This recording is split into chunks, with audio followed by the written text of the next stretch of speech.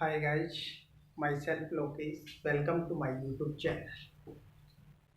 आज पढ़ेंगे coordination compound of संयोजक यौगिक। लेसन नंबर 9 की बात करते हैं कोऑर्डिनेशन कंपाउंड की। देखो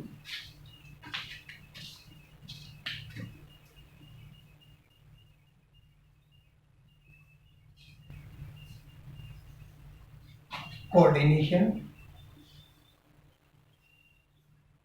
कंपाउंड ऑफ संयोजक यौगिक।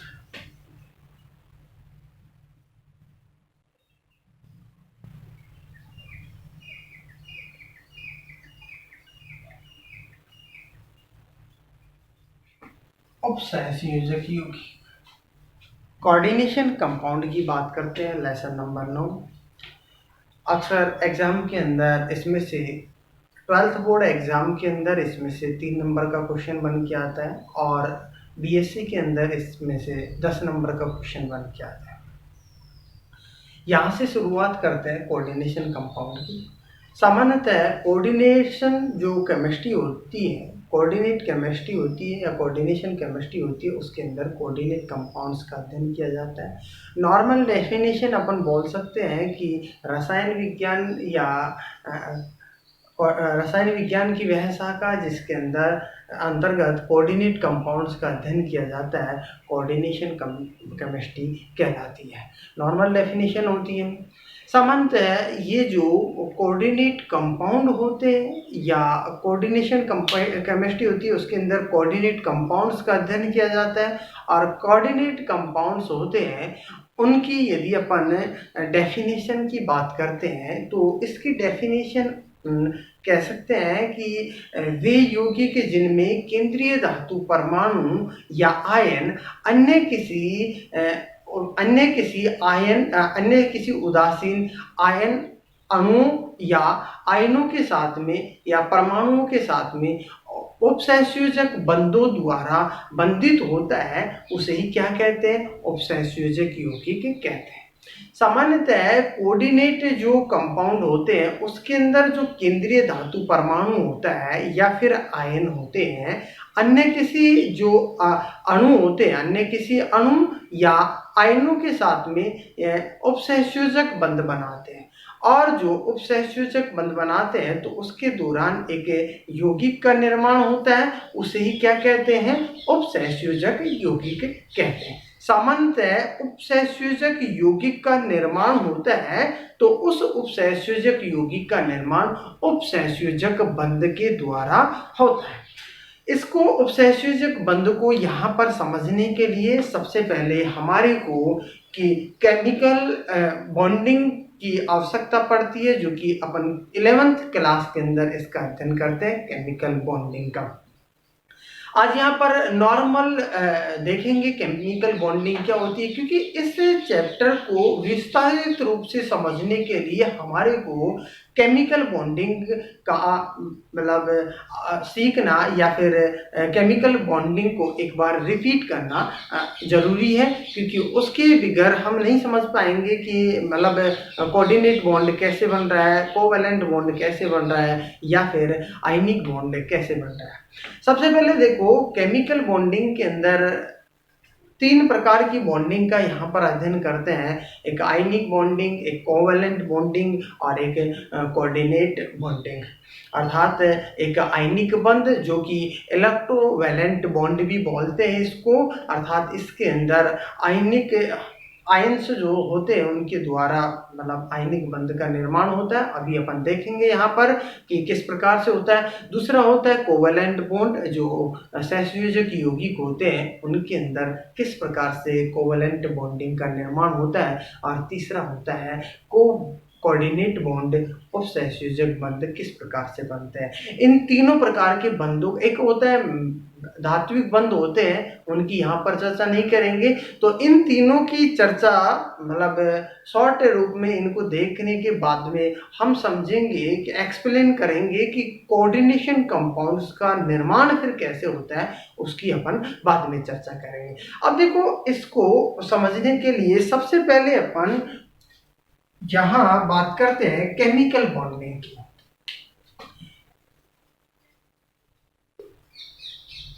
Chemical bonding. देखो, केमिकल बॉन्डिंग के अंदर सबसे पहले अपन बात करते हैं आयनिक बॉन्डिंग की, अर्थात आयनिक बॉन्ड क्या होते हैं उनकी बात करते हैं। नंबर 1 बात करते हैं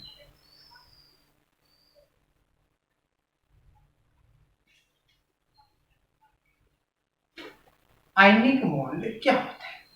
सबसे पहले अपन यहाँ पर बात करते हैं आयनिक बॉन्ड, और आयनिक बॉन्ड को यहाँ इस आयनिक बॉन्ड को इलेक्ट्रोवैलेंट बॉन्ड भी कहते हैं, अर्थात इसको क्या कहा जाता है, इलेक्ट्रोवैलेंट बॉन्ड।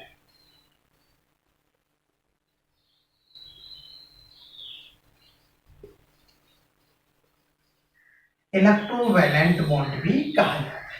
सामान्यतः यहाँ इलेक्ट्रॉन्स के आदान प्रदान से जो बंध होता है, आयनिक बॉन्ड होता है, आयनिक बंध होता है इलेक्ट्रॉन के आदान प्रदान से बनता है। अर्थात यहाँ पर अपन लिख सकते हैं कि ये जो आयनिक बंध होता है इलेक्ट्रॉन के आदान प्रदान से आयनिक बंध का निर्माण होता है। यहाँ पर जो आयनिक बंध पाए जाते हैं तो उस आयनिक बंध के अंदर एक तो धातु होती है, दूसरी अधातु होती है। धातु होती है, अपन सब जानते हैं धातुओं के अंदर इलेक्ट्रॉन देने की टेंडेंसी पाई जाती है, अर्थात उनके अंदर पॉजिटिव चार्ज पाया जाता है, उनके ऊपर पॉजिटिव चार्ज पाया जाता है। जबकि अधातु होती है, उनके अंदर इलेक्ट्रॉन ग्रहण करने की टेंडेंसी पाई जाती है, अर्थात उनके ऊपर नेगेटिव चार्ज पाया जाता है। तो इस पर आधार पर यहाँ पर जो आयनिक बंध बनता है उसके अंदर जो भी बंध बनेगा, जो भी यौगिक होगा, उसके अंदर एक तो धातु होगी, एक क्या होगी, अधातु होगी। अर्थात एक तो जिसके ऊपर एक के ऊपर तो पॉजिटिव चार्ज पाया जाएगा और दूसरे के ऊपर नेगेटिव चार्ज पाया जाएगा। एक एटम होगा या आयन होगा, उसके ऊपर पॉजिटिव चार्ज और दूसरा नेगेटिव चार्ज। देखो, इसकी अपन बात करते हैं तो इसकी बात करते हैं, एक तो क्या होगा धातु और दूसरी अधातु। अब यहाँ बात करते हैं धातु होगी, धातुओं के यहाँ पर यदि चर्चा करते हैं तो इनके ऊपर या तो अर्थात इनकी जो वैलेंस शेल होती है इनके वैलेंस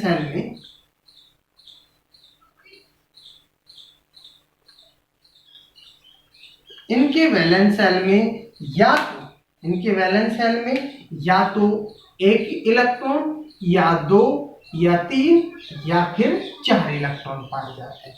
जबकि अधातुओं की वैलेंस शेल की बात करते हैं तो अधातुओं की वैलेंस शेल के अंदर 4, 5, 6, 7 और 8 इलेक्ट्रॉन पाए जाते हैं। जिस अधातु की वैलेंस शेल अर्थात जिनके अंदर 8 इलेक्ट्रॉन्स उपस्थित होते हैं, अर्थात 8 इलेक्ट्रॉन प्रेजेंट होते हैं, तो उनकी यदि अपन बात करें तो वो ये जो होती है वो होती है इनर्ट गैसेज होती है, अर्थात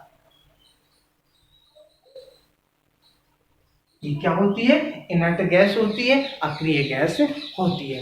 जबकि इनकी यदि अपन बात करते हैं धातुओं के वैलेंस शेल के अंदर, अर्थात इसको समझने के लिए, वैलेंस शेल को समझने के लिए हमारे को इलेक्ट्रॉनिक कॉन्फ़िगरेशन का मतलब आना जरूरी होता है। यहाँ पर पता होना चाहिए कि किस एटम का इलेक्ट्रॉनिक कॉन्फ़िगरेशन कितना पाया जाता है। जब इलेक्ट्रॉनिक कॉन्फ़िगरेशन का पता लग जाता है तो हम उसके वैलेंस शेल की बात करते हैं कि उसके बाह्यतम कोश के अंदर कितने इलेक्ट्रॉन्स उपस्थित हैं। तो यहाँ अपन समझने के लिए इसको यहाँ पर देखते हैं, धातुओं के यहाँ पर बाह्यतम कोश के अंदर या तो 1 इलेक्ट्रॉन या फिर 2 इलेक्ट्रॉन या 3 इलेक्ट्रॉन या फिर 4 इलेक्ट्रॉन, और अधातुओं के बाह्यतम कोश के अंदर 4, 5, 6, 7 या 8 इलेक्ट्रॉन। जिनके 8 इलेक्ट्रॉन बाह्यतम कोश के अंदर 8 इलेक्ट्रॉन होते हैं वो इनर्ट गैसेज होती है। अब बात यहाँ पर आती है कि इसके धातुओं के यहाँ पर भी 4 इलेक्ट्रॉन है और यहाँ पर भी 4 इलेक्ट्रॉन है। देखो, जिनका साइज बड़ा होता है, ऐसे एटम्स जिनका साइज बड़ा होता है उसके अंदर यदि अपन बात करते हैं, उनके अंदर जो बाह्यतम कोश के अंदर यदि अपन बात करते हैं तो उनके ये अधातुओं को साइज जिनका बड़ा साइज होता है उनके अंदर ये 4 इलेक्ट्रॉन काम में आता है, अधातुओं को काम में लिया जाता है, अर्थात अधातुओं वाले 4 इलेक्ट्रॉन। और ऐसे एटम्स जिनका साइज छोटा होता है वहाँ पर ये धातु वाले 4 इलेक्ट्रॉन्स काम में आते हैं। ये एग्जाम्पल लेंगे तो वहाँ पर समझ में आ जाएगा किस प्रकार से मैं किस बेस पर आपको बता रहा हूँ कि ये 4 और ये 4 किस प्रकार से काम में लिए जा रहे हैं। अब देखो यहाँ पर यदि अपन बात करते हैं तो इसके अंदर चर्चा करते हैं तो इसके अंदर देखो ये जो इलेक्ट्रॉन्स त्यागेंगे इनके अंदर जो इलेक्ट्रॉन त्यागने की टेंडेंसी पाई जाएगी। तो जब धातु इलेक्ट्रॉन त्यागती है तो ये धातु इलेक्ट्रॉन त्यागेगी तो इसके ऊपर एक पॉजिटिव आवेश पाया जाएगा, इसके ऊपर एक पॉजिटिव अर्थात +1, और यदि 2 इलेक्ट्रॉन त्यागती है तो +2 आवेश, और ये 3 इलेक्ट्रॉन त्यागती है तो +3 आवेश, और ये 4 इलेक्ट्रॉन त्यागती है तो +4 आवेश पाया जाता है। जबकि इनकी यदि अपन बात करते हैं अधातुओं के अंदर इलेक्ट्रॉन ग्रहण करने की टेंडेंसी पाई जाती है, अर्थात ये केवल इलेक्ट्रॉन ग्रहण करती है और ये केवल इलेक्ट्रॉन त्यागती है। तो इसके अंदर इलेक्ट्रॉन ग्रहण करने की टेंडेंसी पाई जाती है। तो यहाँ पर इसके बाह्यतम कोश के अंदर देखो 4 इलेक्ट्रॉन पाए जा रहे। अपन सब ये जानते हैं कि कोई भी यहाँ पर देखो इसके बाह्यतम कोश के अंदर मतलब 4 इलेक्ट्रॉन पाए जा रहे हैं। अब इसको स्टेबिलिटी प्राप्त करने के लिए धातु होगी, इसको स्टेबिलिटी प्राप्त करेगी। अब स्टेबिलिटी प्राप्त करने के लिए इसको 8 इलेक्ट्रॉन्स की आवश्यकता होती है। कोई भी यौगिक होता है उसके बाह्यतम कोश के अंदर 8 इलेक्ट्रॉन यदि उपस्थित होते हैं तो वो स्टेबल हो जाता है। ऑक्टेट रूल के अंदर अपन ने देखा है, अष्टक नियम के अंदर अपन पढ़ चुके हैं। देखो अब इसके अंदर बात करते हैं कि इसके बाह्यतम कोश के अंदर मतलब इसके देखो अधातुओं के यहाँ पर 4 इलेक्ट्रॉन है। अब इसको ये कितने इलेक्ट्रॉन ग्रहण करेगी, 4 इलेक्ट्रॉन ग्रहण करेगी। तो इसके ऊपर कितना मतलब जिसके अधातु के बाह्यतम कोश के अंदर 4 इलेक्ट्रॉन पाए जा रहे हैं वो 4 इलेक्ट्रॉन ग्रहण करेगी। तो उसके ऊपर जब इलेक्ट्रॉन ग्रहण करते हैं तो वो उसके ऊपर उतना ही माइनस चार्ज पाया जाएगा, -4 पाए जाएंगे। अब देखो इसके बाह्यतम कोश के अंदर 5 इलेक्ट्रॉन है, 8 इलेक्ट्रॉन बाह्यतम कोश के अंदर पूर्ण करने के लिए इसको 3 इलेक्ट्रॉनों की आवश्यकता है। तो यहाँ पर कितना चार्ज पाया जाएगा, -3 आवेश पाया जाएगा। ठीक इसी प्रकार यहाँ इसके बाह्यतम कोश के अंदर 6 इलेक्ट्रॉन है। अब इसके बाह्यतम कोश के अंदर 8 इलेक्ट्रॉन पूर्ण करने के लिए इसको 2 इलेक्ट्रॉन्स की आवश्यकता होगी। तो ये 2 इलेक्ट्रॉन ग्रहण करेगी। जिस ये जो धातु होगी 2 इलेक्ट्रॉन जिसके बाह्यतम कोश में 6 इलेक्ट्रॉन है 2 इलेक्ट्रॉन ग्रहण करेगी, उसके ऊपर इसके ऊपर -2 आवेश पाया जाएगा। ठीक इसी प्रकार इसके ऊपर -1 आवेश पाया जाएगा। और ये पहले से स्टेबल है, इनर्ट गैसेज होती है, स्टेबल होती है, इलेक्ट्रॉन आदान प्रदान ही पाया जाता है। जीनॉन की कुछ गैसेज पाई जाती है, मतलब जीनॉन की कुछ कंपाउंड्स पाए जाते हैं जो कि इलेक्ट्रॉन वो उसके अंदर मतलब आगे है अपने यहाँ पर इसके अंदर काम में नहीं आती है। देखो अब यहाँ पर यदि अपन एग्जाम्पल की बात करते हैं, देखो सिंपल सा का एग्जाम्पल लेते हैं। अपन सब जानते हैं NaCl वाला कंपाउंड होता है, NaCl होता है। NaCl NaCl के अंदर बात करते हैं तो NaCl के अंदर आयनिक बंध पाया जाता है। अब यहाँ यदि देखते हैं NaCl को लेके चलते हैं, देखो फॉर एग्जाम्पल की बात करते हैं NaCl। अब Na यहाँ पर बात करते हैं Na ये तो क्या है, धातु है, और Cl ये क्या है, अधातु है। अपन सब जानते हैं धातुओं के अंदर इलेक्ट्रॉन देने की टेंडेंसी पाई जाती है और अधातुओं के अंदर इलेक्ट्रॉन ग्रहण करने की टेंडेंसी पाई जाती है। अब इसकी यहाँ पर यदि अपन चर्चा करते हैं कि किस प्रकार से इसका बंध बना है। अब देखो NaCl के अंदर इसकी ये NaCl किस प्रकार से बनता है, Na+Cl। अब देखो Na सोडियम के बाह्यतम कोश के अंदर इलेक्ट्रॉन्स की मतलब इसके इलेक्ट्रॉनिक कॉन्फ़िगरेशन की बात करते हैं, सोडियम 11 नंबर पे आता है। यदि इसके इलेक्ट्रॉनिक कॉन्फ़िगरेशन की बात करते हैं 2, 8 और 1, 11 हो गए इसके अंदर इलेक्ट्रॉन। इसकी यदि अपन कोऑर्डिनेशन मतलब इसकी इलेक्ट्रॉनिक कॉन्फ़िगरेशन की बात करते हैं तो यहाँ पर ये क्लोरीन 17 नंबर पे आता है। तो इसकी यदि बात करते हैं 2,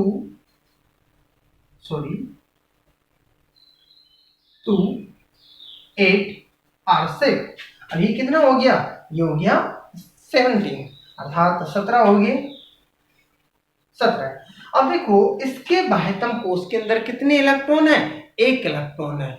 इसके बाह्यतम कोश के अंदर एक इलेक्ट्रॉन, मैं इसको इससे दर्शाता हूँ एक इलेक्ट्रॉन। अब देखो इसके बाह्यतम कोश के अंदर एक इलेक्ट्रॉन, और इसके बाह्यतम कोश के अंदर कितने इलेक्ट्रॉन है? 7 इलेक्ट्रॉन है।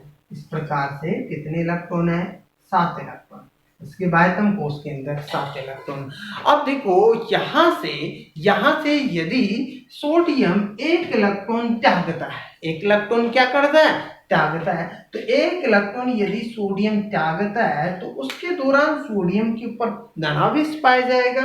यहाँ से एक इलेक्ट्रॉन चला जाएगा, अर्थात इसको अपन देखें, ये सोडियम एक इलेक्ट्रॉन त्यागेगा तो एक धनावेश, एक प्लस चार्ज पाया जाएगा इसके ऊपर। और यहाँ देखें कि इसके अब बाह्यतम कोश के अंदर 2 और 8, अर्थात ये इलेक्ट्रॉन्स बचते हैं, 10 इलेक्ट्रॉन बचते हैं, एक इसके ऊपर क्या आ गया?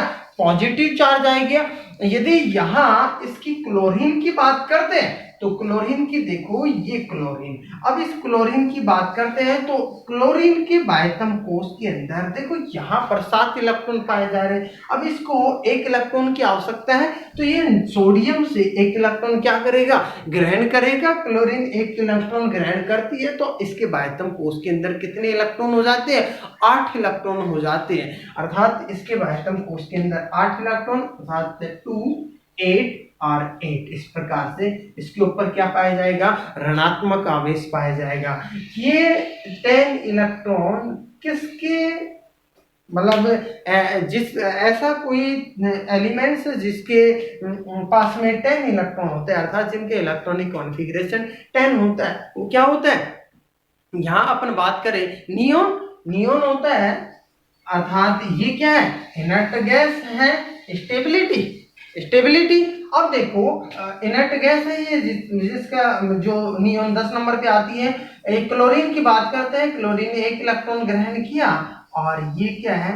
आर्गन 18, अर्थात इसका इलेक्ट्रॉनिक मतलब यहाँ पर इलेक्ट्रॉन आर्गन के बाह्यतम कोश, आर्गन की बात करते हैं, आर्गन के पास में कितने इलेक्ट्रॉन होते हैं? 18 इलेक्ट्रॉन होते हैं। तो यहाँ पर क्या आएगा? कितना आएगा यहाँ पर? आर्गन मतलब कितने इलेक्ट्रॉन हो गए? 18 इलेक्ट्रॉन हो गए। अब इसने तो एक इलेक्ट्रॉन ग्रहण किया, इसलिए माइनस चार्ज, और यहाँ पर प्लस चार्ज, एक इलेक्ट्रॉन इसने क्या किया? त्याग गया। तो यहाँ यदि अपन बॉन्डिंग की बात करते हैं तो देखो इस प्रकार से यहाँ Na+ और Cl-, अर्थात एक के ऊपर धनात्मक आवेश, दूसरे के ऊपर ऋणात्मक आवेश, क्या बन जाता है? NaCl बन जाता है। इस प्रकार से NaCl, इसके अंदर क्या पाया जा रहा है? आयनिक बंध पाया जा रहा है। तो आयनिक बंध का निर्माण इस प्रकार से होता है। और भी एग्जाम्पल अपन देख सकते हैं, जैसे कैल्शियम, अर्थात CaCl2 का एग्जाम्पल ले सकते हैं यहाँ पर, तो उसको भी यहाँ पर समझ सकते हैं किस प्रकार से CaCl2 के अंदर आयनिक बंध पाया जा रहा है। तो इसको दूसरे एग्जाम्पल से भी लेके देखते हैं। CaCl2 के अंदर देखो,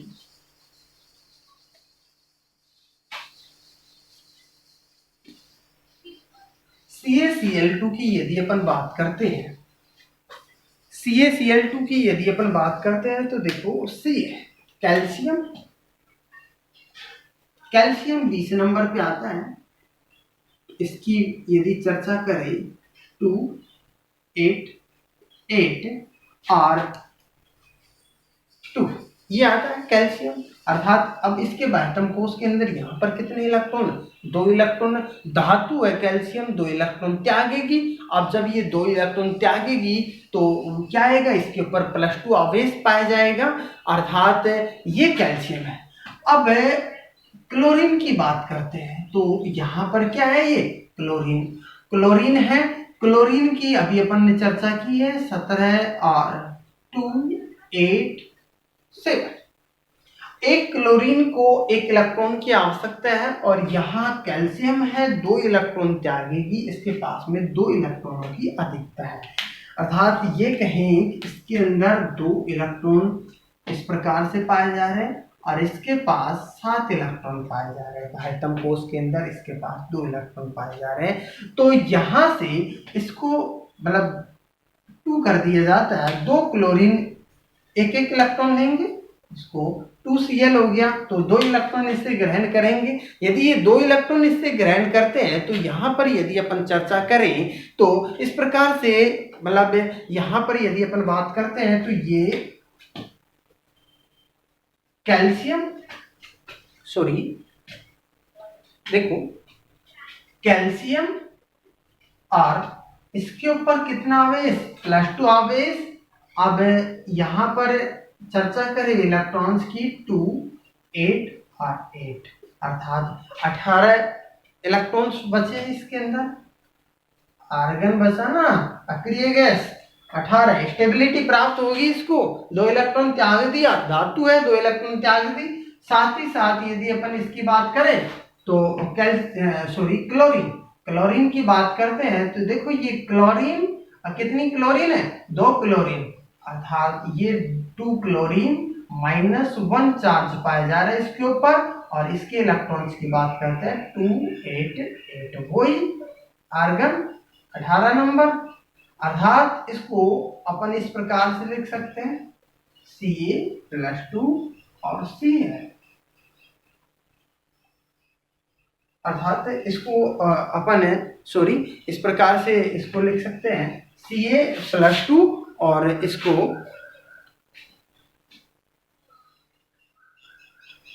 Cl- और ये इसके ऊपर इलेक्ट्रॉन दिखा सकते हैं। अब 8 इलेक्ट्रॉन हो गए ना, और ये 2,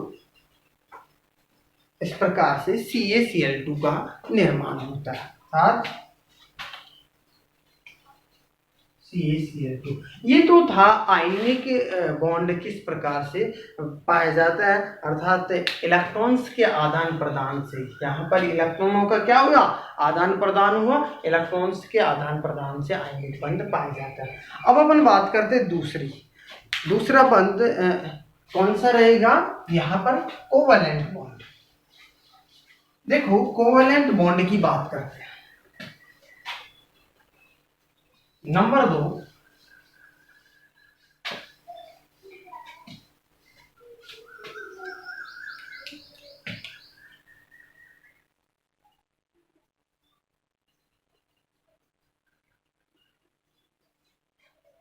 सहसंयोजक बंध।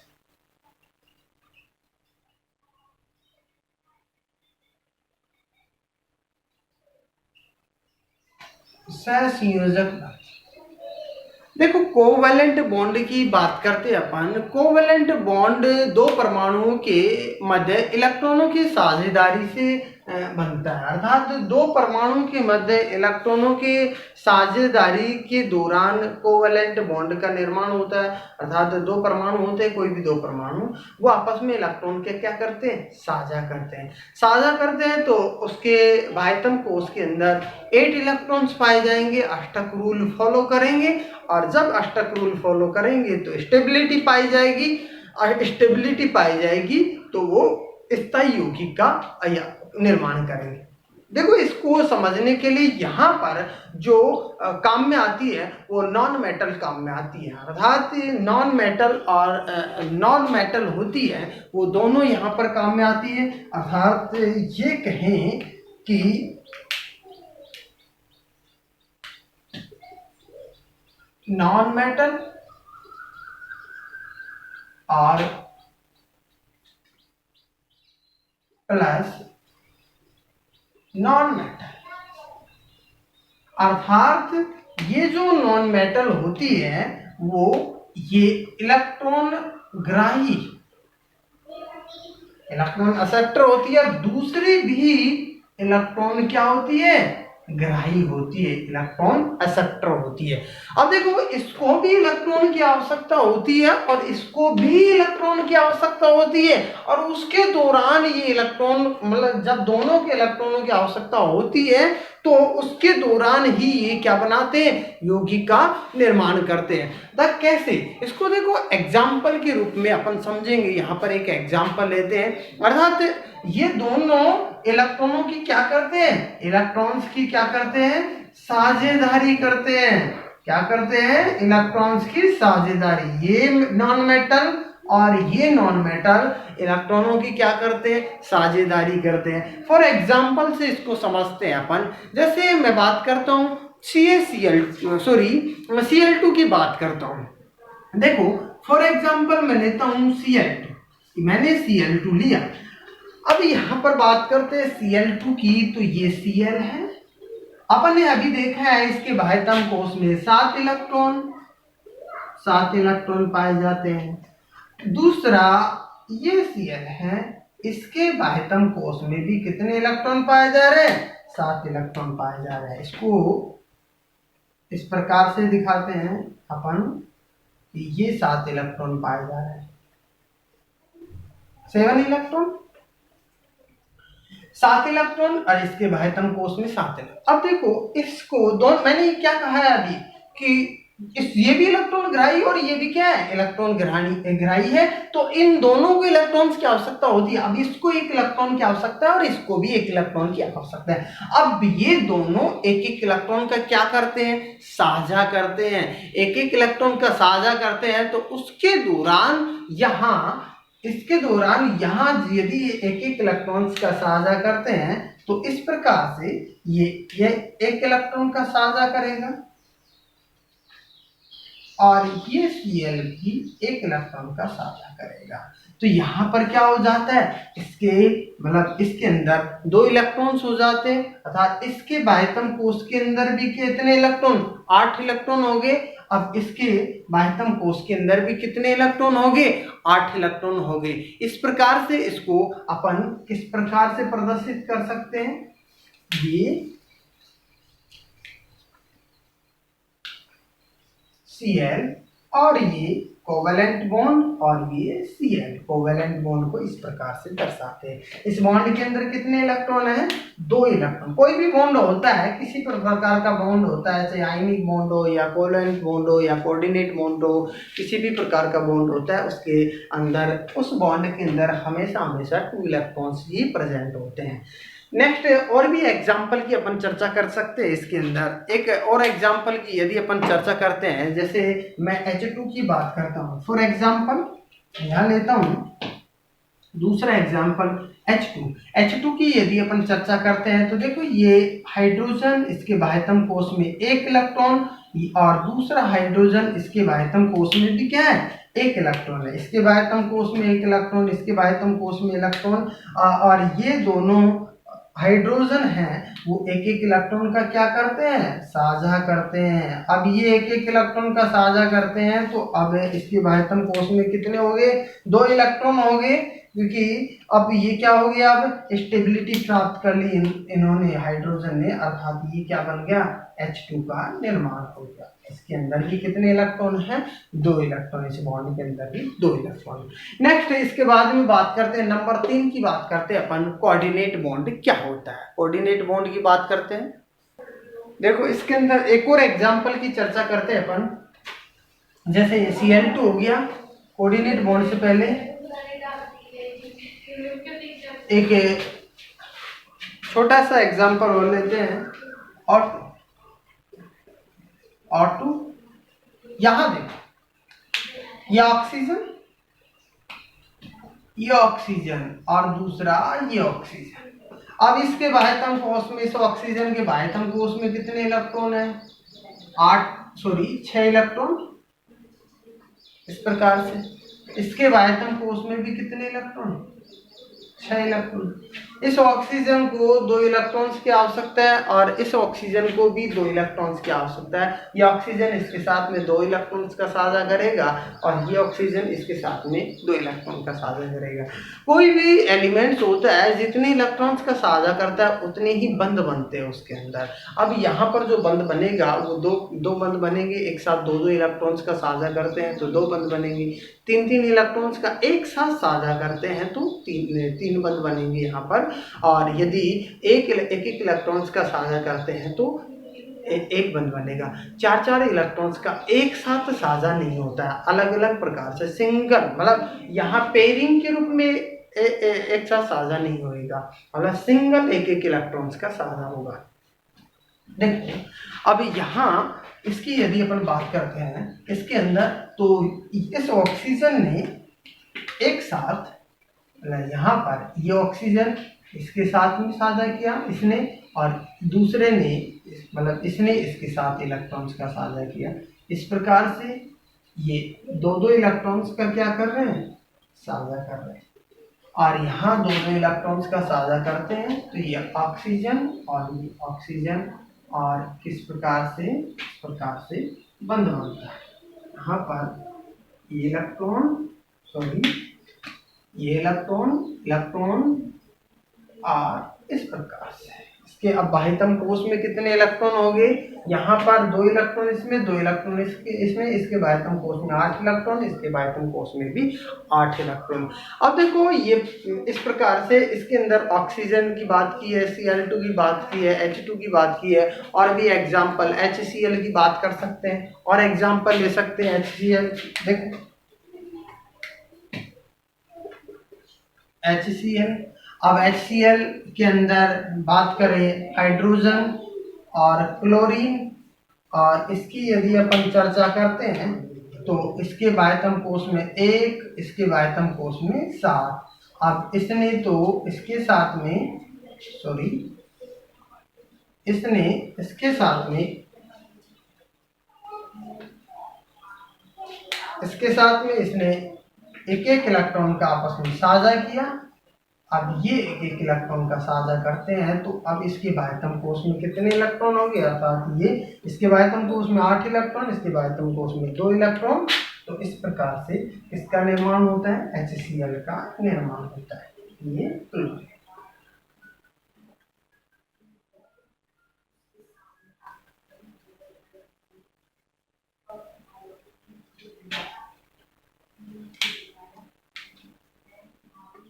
HCl का निर्माण होता है।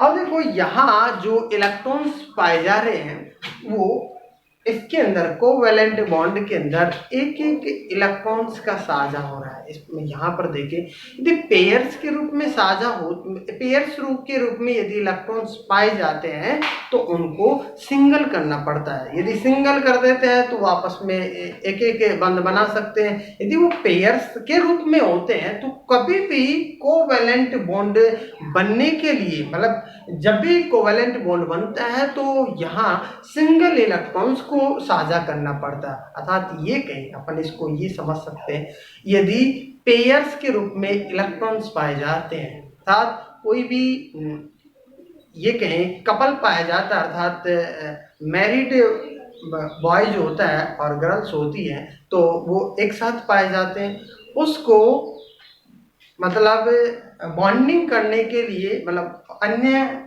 दोबारा शादी करने के लिए उसको सिंगल होना पड़ेगा।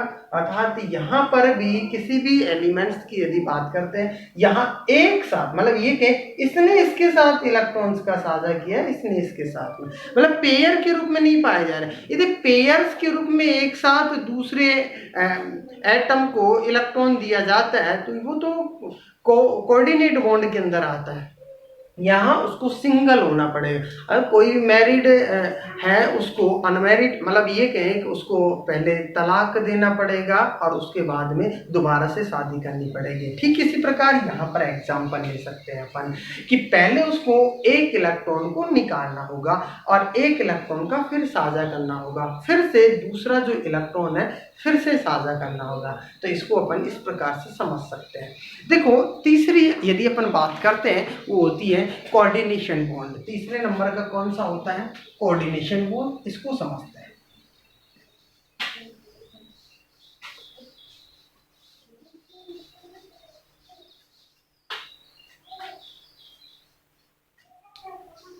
नंबर 3,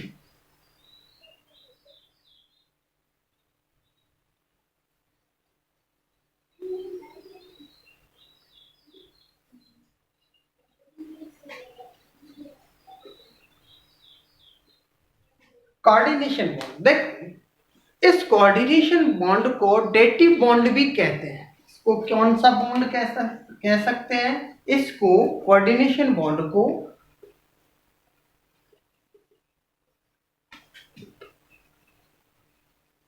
डेटिव बॉन्ड भी कहते हैं। अब देखो यहाँ कोऑर्डिनेशन बॉन्ड के लिए एक खासियत ये होती है, कोऑर्डिनेट बॉन्ड के लिए इलेक्ट्रॉन पेयर की आवश्यकता होती है, अर्थात जो भी कोऑर्डिनेशन बॉन्ड पाया जाएगा यहां पर कोऑर्डिनेशन बॉन्ड के लिए इलेक्ट्रॉन पेयर के रूप में होना जरूरी होता है, अर्थात युग्मित अवस्था के अंदर इलेक्ट्रॉन्स की आवश्यकता होती है। जब युग्मित अवस्था के अंदर इलेक्ट्रॉन्स पाए जाते हैं तो ही यहां पर ये कह सकते हैं कि कोऑर्डिनेट बॉन्ड बनेगा, अदरवाइज युग्मित इलेक्ट्रॉन्स नहीं होते हैं तो फिर कोऑर्डिनेट बॉन्ड नहीं बनेगा। कोवेलेंट बॉन्ड के अंदर तो केवल सिंगल इलेक्ट्रॉन्स की आवश्यकता होती है, युग्मित इलेक्ट्रॉन्स की आवश्यकता नहीं होती है। जब यदि सिंगल इलेक्ट्रॉन्स पाया जाता है तो कोवेलेंट बॉन्ड बनेगा।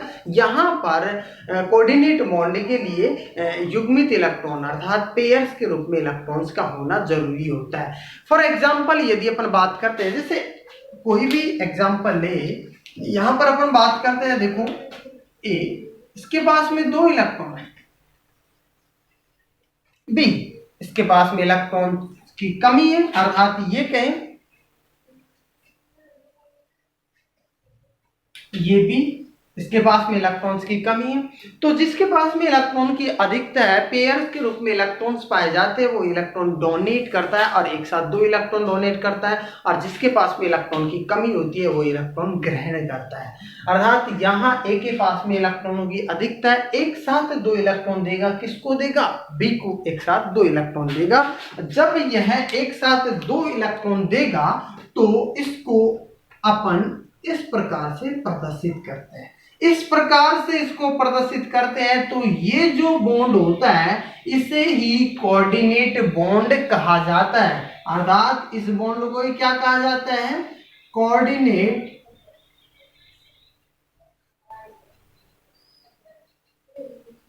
कोऑर्डिनेट बॉन्ड कहा जाता है, उपसहसंयोजक बंध कहा जाता है, और उपसहसंयोजक बंध को इस प्रकार से प्रदर्शित करते हैं, जो कि एक साथ 2 इलेक्ट्रॉन के दौरान, मतलब 2 इलेक्ट्रॉन एक साथ किसी अन्य एलिमेंट्स को मतलब जब देता है तो यह कोऑर्डिनेट बॉन्ड बनता है। फॉर एग्जाम्पल की बात करते हैं, जैसे देख यहां पर कोई भी एक यौगिक है, उसके पास में इलेक्ट्रॉन की अधिकता है, दूसरा है उसके पास में इलेक्ट्रॉन की कमी है। अब इस प्रकार से इसको समझ सकते हैं, जैसे NH3 और दूसरा क्या है? BF3, NH3 और BF3। नाइट्रोजन के ऊपर लोन पेयर होता है, सब जानते हैं।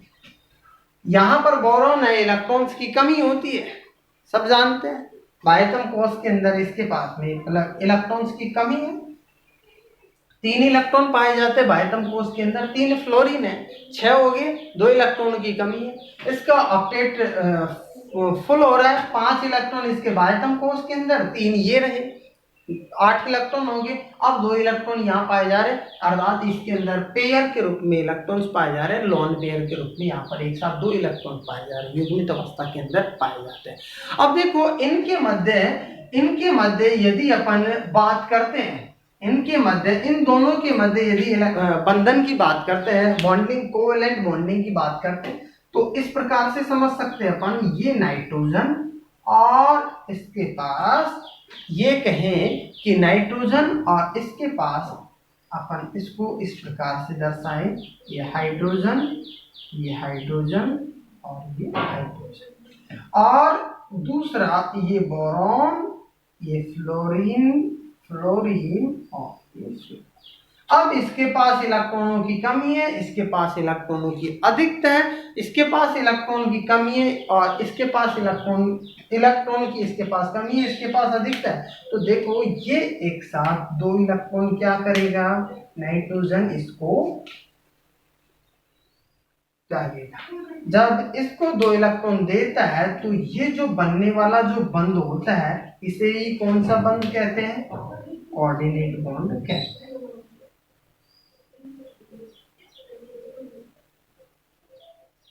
कोऑर्डिनेट बॉन्ड कहते हैं। और ये बनने वाला जो यौगिक होता है कोऑर्डिनेट कंपाउंड कहलाता है। कौन सा यौगिक कौन सा कंपाउंड कहलाता है? Coordinate compound. और इसी का अपन जो कोऑर्डिनेट कंपाउंड बनते हैं अर्थात इलेक्ट्रॉन पेयर के द्वारा कोऑर्डिनेट बॉन्ड का निर्माण होता है और इस प्रकार से कोऑर्डिनेट कंपाउंड बनते हैं, उनका ही अध्ययन अपन किसके अंदर करते हैं? उपसहसंयोजक कोऑर्डिनेट केमिस्ट्री के अंदर करते हैं। और इनकी बात करें कोऑर्डिनेशन केमिस्ट्री के अंदर किसकी चर्चा करेंगे? उपसहसंयोजक यौगिकों की चर्चा करेंगे। ये था बेसिक इंट्रोडक्शन जो कि कोऑर्डिनेशन केमिस्ट्री को समझने के लिए इस बेसिक इंट्रोडक्शन की आवश्यकता थी। यदि मतलब इसके अंदर और भी एग्जाम्पल लेते हैं तो NH4+ का एग्जाम्पल ले सकते हैं और भी एग्जाम्पल ले सकते हैं। इसका सीखना हमारे को जरूरी था, इसको एक बार दोहराना जरूरी था। नेक्स्ट क्लास के अंदर अपन अब स्टार्ट करते हैं कि कोऑर्डिनेशन केमिस्ट्री अर्थात उसके अंदर कोऑर्डिनेट कंपाउंड क्या होते हैं, उसके अंदर योगात्मक यौगिक क्या होते हैं, और उसके बाद में देखेंगे योगात्मक यौगिक के अंदर दो प्रकार के यौगिक देखेंगे, द्विक लवण क्या होते हैं और संकुल यौगिक क्या होते हैं, कॉम्प्लेक्स कंपाउंड क्या होते हैं और डबल कंपाउंड मतलब ये कहें कि डबल साल्ट द्विक लवण क्या होते हैं और कॉम्प्लेक्स कंपाउंड संकुल यौगिक क्या होते हैं। फिर आगे चर्चा करेंगे अपन इसके आगे कि इस यूनिट के अंदर कौन कौन से टॉपिक्स पाए जा रहे हैं, स्टेप बाय स्टेप अध्ययन करेंगे। तो इसका हमारे को समझना जरूरी था कि ये नॉर्मल इंट्रोडक्शन क्या होता है। Thank you.